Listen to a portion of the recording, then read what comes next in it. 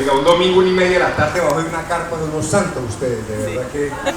Muchas gracias, muchas gracias. No, esa pasión, se lo merece.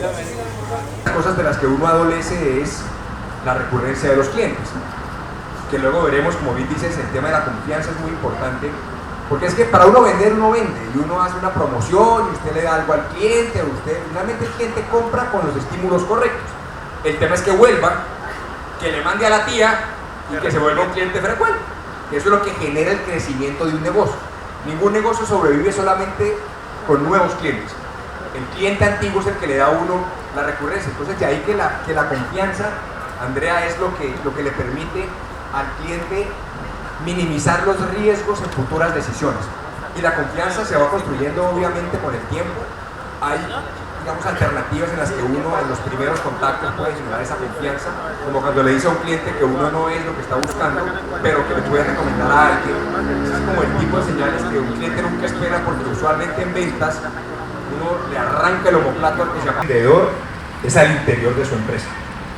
Especialmente aquellas compañías, digamos, que tienen unas infraestructuras un poco más complejas, porque es que cuando uno piensa en ese sentido, un vendedor es simplemente un representante de una propuesta de valor que hace en todas las áreas. Es decir, uno no fabrica el producto, uno no despacha el producto, bueno, a veces hace todas, pero en cierto tipo de compañías uno depende necesariamente de que se cumpla cada una de las promesas que cada área está haciendo. Y ahí creo yo que es cuando uno empieza a entender que ese relacionamiento interno es probablemente una de las principales razones que el asesor o quien tenga que intervenir con un cliente, o por lo menos defender esa propuesta de valor, va a tener. Pero creo que para que una organización realmente se alinee en pro del cliente, tiene que venir de la cabeza. Yo creo que a veces es muy difícil cuando uno no tiene como todas esas circunstancias para realmente alinear a la gente. Pero en últimas creo que sí, cuando uno deja de ver la venta como una transacción y la ve como una relación. ¿Qué es transacción? Es compra-venta. ¿A cómo el libro? A tanto, tum tum, te vi maní, transacción. Un taxista, se monta usted, llegó, chao, ¿cuánto le debo? Chao.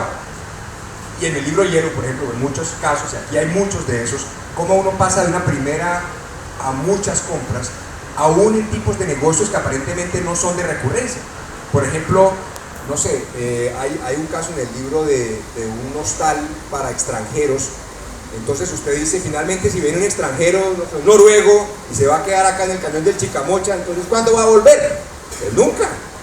Pero para los clientes de compra única, la recurrencia se llama referidos. ¿Cómo le manda más gente? ¿Cómo habla de usted? Entonces, cuando uno pasa de ver cualquier venta no como una única vez, sino como la primera de muchas, es cuando uno empieza a aproximarse a los clientes de manera distinta. Y para mí uno de los casos más lindos, que es el libro Hielo, que es otro de los libros, es como un taxista logró generar lealtad en sus clientes para que todo el tiempo lo busquen y lo llamen en un servicio que aparentemente era transaccional. Entonces, cuando el cliente solamente se ve como que está interesado en venderle, más no en cómo más yo le puedo ayudar a futuro, pierde una gran oportunidad. La pregunta es: ¿cómo encuentro mi diferencial? O sea, ¿cuál es mi gracia? ¿No? ¿Qué hago yo para decirle al cliente no me va a encontrar igual lo otro en el mercado? Para mí, me remonto un poco a Bueno, Bonito y Carito, que fue mi tercer libro, pero fue el que me marcó, porque es una cruzada que tengo yo contra la tiranía de las infames 3 Bs, que tanta empresa han quebrado que me raya la cabeza. Entonces dije, tenía que luchar por esta cruzada y era darle herramientas a la gente. Y uno compite por precio, ya voy a llegar al diferencial, por 3 razones. Porque el precio es como la daga de todo empresario. Y en Negocios Inmortales desarrollé el por qué el precio es lo que lo quiebra a uno o lo saca adelante. Porque el precio es la variable que más determina la rentabilidad del negocio. Para usted ganar más plata, venda mejores precios. Es la principal variable. Pero nos cuesta mucho defender el precio. Y uno compite con precio primero porque quiere venderle al cliente equivocado. Uno cree que todo el mundo es cliente para uno y uno no es monedita de oro. Hay gente que regalado es caro. Muchas gracias. Adiós pues. Segundo, porque el cliente no percibe diferencia. Ahí viene el punto. Cuando el cliente no percibe diferencia es cuando decide por precio. ¿Todos lo hacemos o no? Para estar más barato, mismo libro, más barato. ¿Por qué usted y no el otro? Agárreme el trompo en la uña ahí. Entonces, cuando uno dice cuál es su gracia, tiene que identificar qué otros argumentos pueden ser relevantes para ese cliente más allá del producto. Y tercero, no compite por precio porque no lo comunica. Porque uno termina explicándole al cliente, venga, ¿por qué usted no? Que aquí tenemos buen servicio, calidad, cumplimiento, que son cosas genéricas que nadie sabe. Entonces ahora sí, para la respuesta, vista las vueltas que di, ¿no? ¿Cómo encuentra uno ese diferencial, ese argumento que le va a demostrar a un cliente que uno no es sustituible?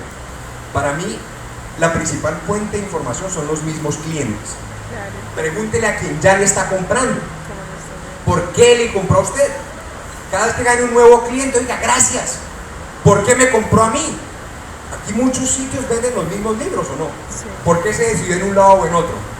Puede que algunos digan, acá tenemos mejor oferta, no sé qué, pero usualmente son condiciones muy similares. Entonces, ¿por qué lo prefiere a uno un cliente? Quien ya trabaja con uno, ¿por qué le compra? Porque ya esa persona seguramente evaluó muchas opciones y tiene una mejor perspectiva de uno. Preguntarle al cliente por qué, o qué es lo que me diferencia. ¿Qué ve usted que tenga yo que no tengan otros en el mercado? Preguntarle a esos clientes qué cree que haga falta que nadie esté haciendo, frustraciones, cosas que nadie esté resolviendo en este negocio, qué debería ser diferente, oportunidad para futuros diferenciales. Y preguntarle a ese cliente, usted me ha recomendado, ¿qué dice de nosotros? ¿Qué dice de mí? Porque así es como lo ve la gente. Entonces, cuando uno va a los que ya le han dado ese dinero para comprarles, porque realmente vieron algo especial en uno. Entonces yo creo que ese es uno de los puntos importantes.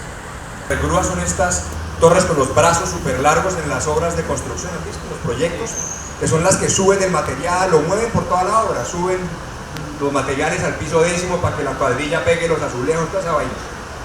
Y me decía, y este ejemplo va a demostrar la importancia de entender el verdadero dolor del cliente, porque uno termina resolviendo el problema que no tiene.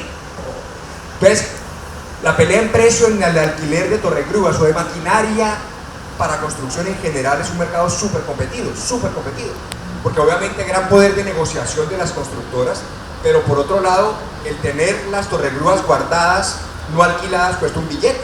Entonces la gente dice, en vez de tener la vaina guardada, hermano, lo que le den por eso. Entonces la guerra de precios en el alquiler por días de las torregrúas era constante. Una compañía empezó a hablar con los clientes para identificar el dolor. Venga, ¿usted qué es lo que más le preocupa? Entender un poco, hablar con los directores de obra, etc. Y se dieron cuenta respecto a su producto, su torregrúa, a este sector. Vieron lo que más nos preocupa y nos raya la cabeza es cada vez que una torregrúa se para y deja de funcionar. ¿Por qué es tan grave eso? Se para la obra. Si no hay movilización de materiales, se puede perder la carga del mixer, se puede decir, cuadrilla parada de 20, 30, 40, 50 personas sin materiales, ¿usted qué hace? Entonces cuando entendieron que el problema del cliente no era el precio al cual alquilaban la maquinaria, sino cómo la maquinaria estaba más tiempo operando, su obsesión se convirtió en mejorar los tiempos de operación.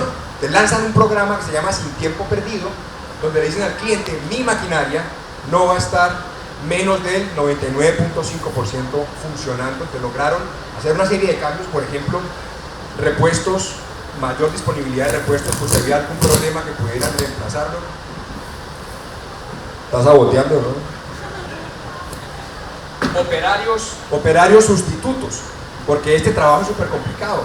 Allá arriba está el operario, pasa las 8 horas del turno allá, va al baño allá. Entonces no es que usted diga que le faltó alguno para la obra y usted diga, ay, vaya, súbase. No. Usted tiene que tener a alguien listo, entrenado, manejo de altura, bla, bla, bla, gente extra.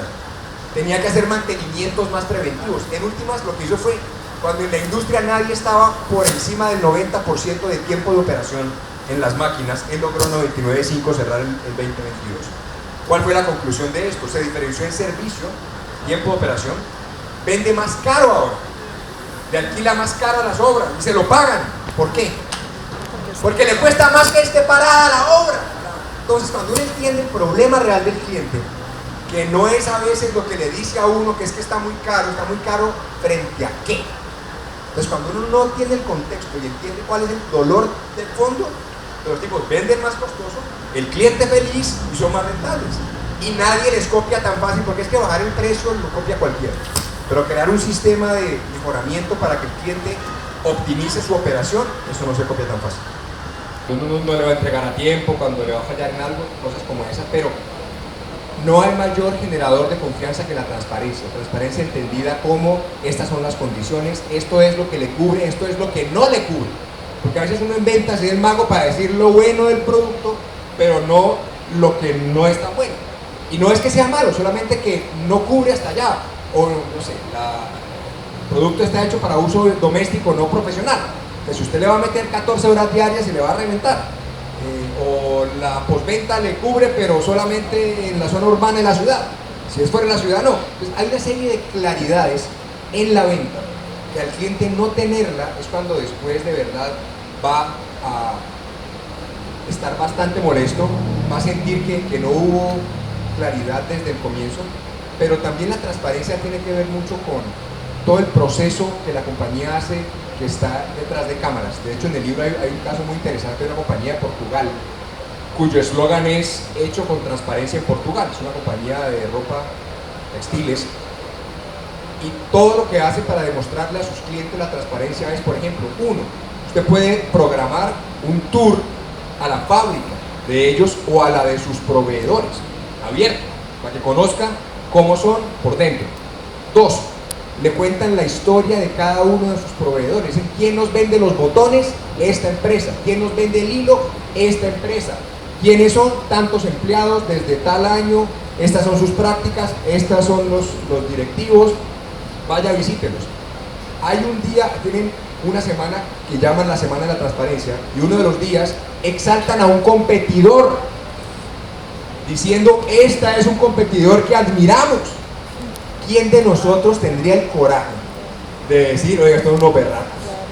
Para decirnos, ¿qué? Bien difícil que está la cosa para mandar al cliente a la competencia, no aguanta, ¿no? Pero miren, lo interesante es una compañía portuguesa, en este caso, exaltaban a otra compañía de Suecia, porque tenía los mismos principios y valores de temas de responsabilidad social, responsabilidad ambiental, manejo de proveedores, y también lo usan como una forma de compararse con alguien que tiene posicionamiento para uno ir ahí, digamos, chupando rueda también de ese posicionamiento. Entonces, la transparencia termina siendo un poco la filosofía de muchos negocios que ya hoy en día sabemos que los clientes saben todo y nada está oculto. Cada vez es mucho más complejo que una compañía pueda seguir adelante si realmente no cumple con ciertos principios. Entonces, yo creo que la transparencia cada vez más es uno de los valores, así como el tema ambiental. Ustedes a veces hablan mucho con compañías que uno dice, muchas compañías invierten mucho dinero en su responsabilidad social, ambiental, con proveedores, pero no pueden sacarle jugo porque aparentemente el cliente no lo valora. La gente dice, no, eso véndalo barato, que pues finalmente cuando uno sale como con argumento a decir es que yo cuesto más porque mis empaques son biodegradables y me cuestan más, ¿el cliente paga ese más o no paga ese más? Yo lo que creo es que todavía no estamos en el nivel que podríamos, pero cada vez sí hay más conciencia para eso. Entonces, son ese tipo de argumentos que yo creo que poco a poco van a ir calando. Se podría decir que vamos por buen camino. Vamos por buen camino. Muy bien. El libro Busco Vendedores Extraordinarios. Y llegan cientos de casos de tienes que hablar con fulano, mira, conocí este caso. Entonces, más allá de la investigación propia que hago usualmente, mucha gente me comparte su historia. Entonces yo hago un primer filtro, en el que hago una corta entrevista en la que yo, cuéntame cuál es la historia. Yo hago ciertas preguntas, por qué fue chévere eso, cuál fue el resultado, cómo te funcionó, cómo es la industria, el sector, etc. Entonces, de estas primeras entrevistas, muchas, luego selecciono las que considero que me ayudan a reforzar un concepto que tengo acá. Ahí ya me voy a una segunda entrevista, voy a mucha más profundidad y trato de tener como diversidad, por ejemplo, de sectores. O sea, que haya muchos de productos físicos, pero también de servicios. Que haya de compañías grandes, pero compañías pequeñas. Que haya de diferentes sectores económicos. Entonces, trata uno de tener representatividad, pero por lo general, siempre es preguntándole a las personas, me recomiendan mucha gente. Y yo creo que entre nosotros siempre hay muchas historias de éxito, o por lo menos de perseverancia y de lucha. Porque algo que siempre he buscado en mis libros es que sea gente que conocemos. El libro Yellow fue basado en un taxista de la ciudad de Cali. Aquí hay varios casos de la ciudad de Cali. Aquí hablo de la Universidad Javeriana de Cali, aquí hablo de Lirio, hablo de John Bueno, Centronet, de tecnología. Bueno, hay muchas compañías, y así como de Cali y de otras partes, pero lo que siempre quiero decirle a la gente es lo que queremos hacer está en la esquina. Es decir, está en nuestras manos y no es solamente esos libros a veces que leemos de negocios de Starbucks, ¿no? De Amazon, de Apple, pues que está chévere, pero pues que uno no cuenta en muchos casos con las herramientas, con la cultura, con el mercado, que es diferente. Entonces, de ahí vienen las historias, Andrea. Voy a hacer tantas. Y eso nos tiene que sacrificar el número de ventas.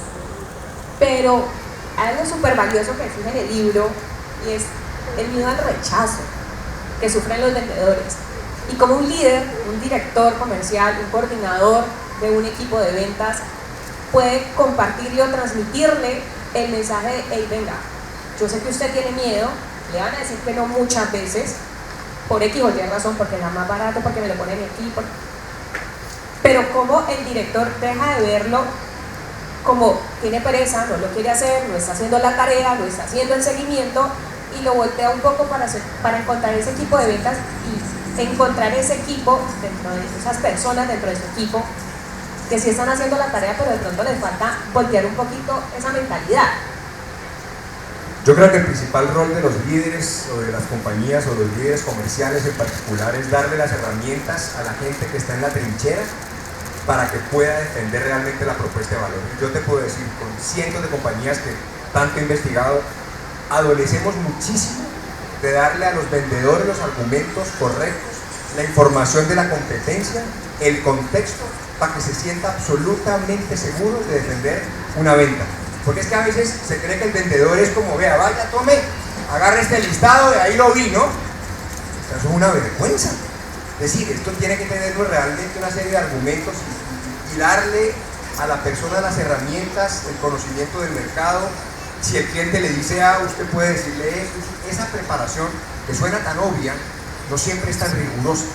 Siempre se cree o se confía más en la habilidad innata del vendedor que en la estructuración de toda una argumentación, preparación y conocimiento de clientes y del mercado para que cualquier embate lo pueda manejar. Y de verdad que si algo yo admiro es la profesión de ventas. Se ha menospreciado en muchos casos y no siempre tiene buena reputación. De hecho, al final del libro es muy lindo porque hablo de, se llama del vendedor y otras especies, que es la historia de las ventas desde 1800, cómo el vendedor tenía mala fama porque es que de verdad era medio tramposín en esa época, hasta hoy en día que el cliente tiene todo el tema. Pero es que para mí el vendedor es el profesional más completo que existe, porque tiene todas las variables en una, ¿no? A veces tiene que ser como medio astrólogo, ¿no? Cuando el jefe le pregunta cuánto va a llegar este mes,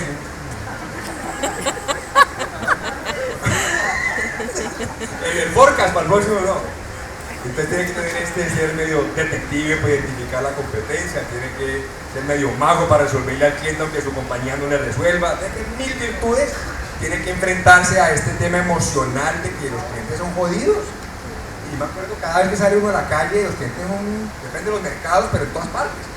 Sea una gran cadena que lo quiera usted arrodillar a pagar 180 días, o sea un tendero que le va a decir cuánto me da el producto chimbo ese que me trae y cuál es la promoción de ahora. Es decir, hay un tema emocional súper difícil en el que yo de verdad admiro esta gestión, y por eso creo que el rol de los líderes tiene que ser en brindarle toda la artillería. Pues que manda uno al vendedor con un tenedor a la guerra, sino pues muy berracos y sin información, y sin un producto bueno y sin logística que lo respalde. Y usted le pone el pecho a las balas, se devuelve a la empresa y la empresa dice: mire a ver, o sea, cambie empresa. Sí. O el protocolo de ventas. ¿De quién es el cliente? ¿Del vendedor o de la empresa? ¿Quién dice que de la empresa? ¿Quién dice que del vendedor? A puros vendedores aquí ya. Miren, la verdad es que, bueno, primero el cliente no es de nadie, ¿no? Es de él mismo, de ella misma. Nadie posee al cliente. El cliente además le compra a varios. Uno que hace ideas de que cree que el cliente es de uno, ¿no? Alarde, sí. La verdad es que todo depende a quién le pregunte uno. Usted le pregunta al dueño del negocio, le va a decir que el cliente es de la empresa. ¿Cómo se le ocurre? Cuando usted llegó ya tenía el cliente, papá. Es la marca la que está comprando, usted hace una labor. Usted le pregunta al vendedor, le va a decir: el cliente es mío, porque es la relación que yo he construido. Él confía en mí. La marca es un letrero, soy yo la empresa. Y ambos tienen razón en cierta medida. Es que hay ciertas variables que yo creo, Andrea, que van a inclinar la balanza más para un lado que para otro. Ejemplo, Cuando el producto o servicio es muy commodity, o sea, muy sustituible, la probabilidad que dependa del vendedor es mayor. Ejemplo, la banca. Les habrá pasado que el vendedor, el asesor del banco cambia de banco y lo llama usted a decirle, venga, ya estoy ahora acá, le doy buena tasa, véngase para acá. Porque ahí lo miden por nuevos clientes y le están comprando la cartera de clientes, o el asesor de seguros, o el agente inmobiliario, porque la relación cobra mucho valor dado que el producto o el servicio tiene muchas opciones. Pero hay casos donde el producto es tan diferenciado o la propuesta de valor de la compañía es tan fuerte que aún si el vendedor se va, el cliente no puede prescindir de ese producto, que son ya marcas o muy reconocidas o soluciones muy especializadas, que así el vendedor se vaya, puede que en otra parte no le resuelva igual. Lo que yo sí creo que es innegable es que el vendedor es la piedra angular de la relación compañía-cliente, porque él es el, o ella el canciller que tiene que lidiar con ambas expectativas, que es más fácil, ¿no? O sea, un cliente bien demandante y una compañía que colabora poco tiene que ver un mago, o en muchos casos cómo articula finalmente, porque a veces son intereses contradictorios. El cliente quiere pagar más tarde, mi compañía quiere recaudar más rápido, obviamente. Entonces, como usted, ¿no? Pues creo yo que en últimas es ese rol tan importante y tan determinante de esta persona comercial, que yo creo que las organizaciones deberíamos darle mucho más apoyo del que usualmente se le da. Es lo que el cliente percibe. La transparencia yo creo que no está circunscrita a un producto físico o no físico. Finalmente es la relación con una empresa. Transparencia es que usted me cobre lo correcto. Transparencia es que usted efectivamente me manda la información cuando me la prometió. Y eso no tiene nada que ver con que sea producto o servicio. Entonces, digamos que hay muchos de los principios comercialmente hablando, que independiente de lo que uno esté ofreciendo, es la palabra, es el cumplir una promesa, es el ser coherente con esa propuesta de valor que a veces se sobreactúa, pero que realmente el cliente sabe que está cubierto. Entonces, para mí, ese tema de la confianza que hablábamos ahora, y especialmente en este gremio, creo yo que cobra mucha más relevancia, y que los diferenciales no siempre están en la esencia de lo que aparentemente el cliente percibe. Por ejemplo, yo he visto mucho en compañías como el tema de seguridad, el trato, el manejo, el cuidado que se tiene con los vigilantes, cómo incide en la prestación de su servicio. Entonces, si uno chicanea de que de verdad, cómo yo cuido, apoyo, acompaño, capacito, entreno, desarrollo mi equipo, motivo, puede que eso sea un detrás de cámaras, pero eso es, como lo decían Bueno, Bonito y Carito, un argumento de diferenciación que se llama proceso, y es como ese es mi argumento al final del día para decirle por qué lo que usted va a ver que es la punta del iceberg, es el señor acá parado atendiendo a alguien o siguiendo los protocolos de seguridad, se da mucho mejor que en otras compañías, porque detrás de cámaras hace que la preparación sea mucho más efectiva que lo que otras compañías pueden hacer. Bueno, nos quedan 5. Ría. En serio, miren, ustedes no se imaginan lo que una persona que lo atiende cuando sonríe, el impacto que genera y lo barato que sale. No siempre todo el mundo lo logra, pero para mí de verdad que es una de las herramientas más básicas y más inexplotadas que existen. Segundo, e insisto mucho en esto, toma un poco de más tiempo, no es que cueste más, pero es diferenciarse, buscar alguna gracia. Y ahí está en Bueno, Bonito y Carito, digamos muy detallado, pero es buscar algo que no sea solamente lo que el otro hace, sino cómo yo me posiciono distinto. Y tercero, yo creo que cuando hablamos de lealtad o fidelidad de clientes, el crear experiencias es un tema está en detalles que enamoran, muy explicado también, cómo uno conociendo al cliente puede sorprender con pequeños detalles. Y no me refiero solamente a un tema físico de obsequio, sino de seguimiento, de darle retroalimentación, de mantenerlo informado, de ese cuidar del cliente termina siendo importante. Bueno, primero que todo te felicito y me alegra mucho. Te hablo de que para que la gente finalmente se sienta bien en su trabajo y de verdad de lo mejor de sí, no solamente el acompañamiento de la compañía, sino el propósito de por qué hace lo que hace. Y en ese en particular yo creo que si bien las compañías como líderes podemos ayudar mucho a los equipos a que de verdad mejoren, también parte mucho de que cada uno encuentre el por qué hace lo que hace.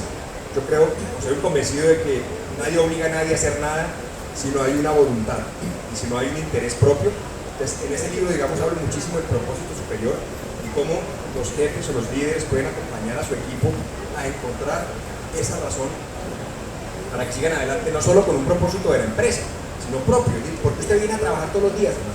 Por sus hijos, por sus papás, porque usted quiere viajar, porque le gusta el negocio, porque qué. Entonces cuando uno conecta, por llamarlo así, como con los sueños y propósitos de la gente, está creo que invitándolos a una relación de otro nivel, no solamente transaccional por un salario.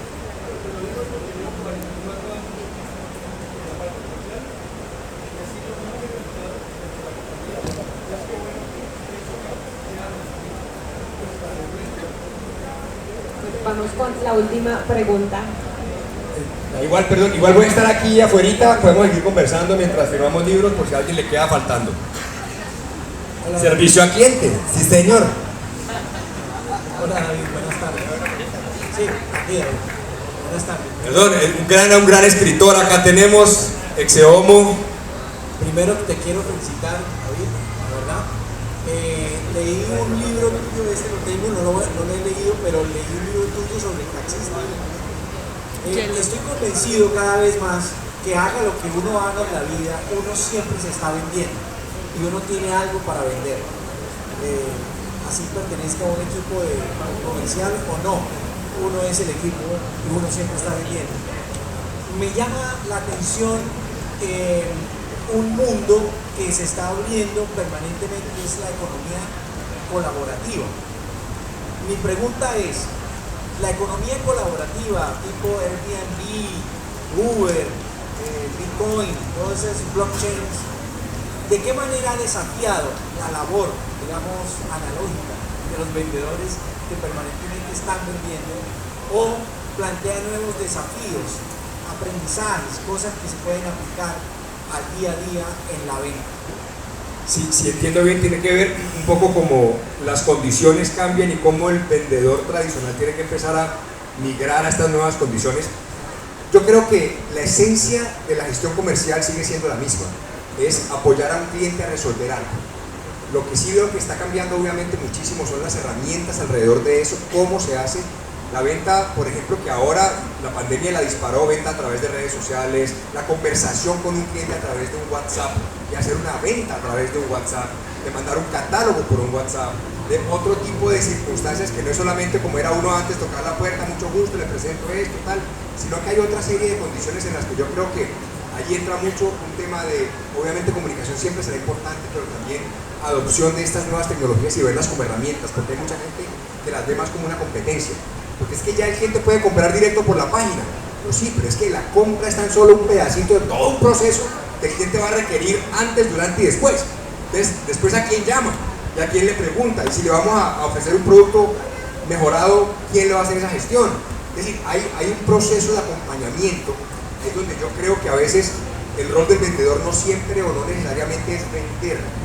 Puede que el cliente compre solo.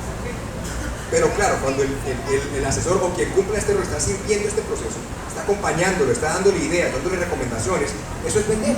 Así no esté firmando un negocio per se, pero está dando argumentos, dando confianza, tranquilidad, seguridad, digamos, ya resolviendo inquietudes. Ahí es donde realmente uno puede apoyar muchas cosas. Bueno. Vamos a estar aquí afuera. Andrea, mil gracias. No, David, muchísimas gracias a todos ustedes por acompañarnos el día de hoy. David, María Andrea, muchas gracias por este espacio tan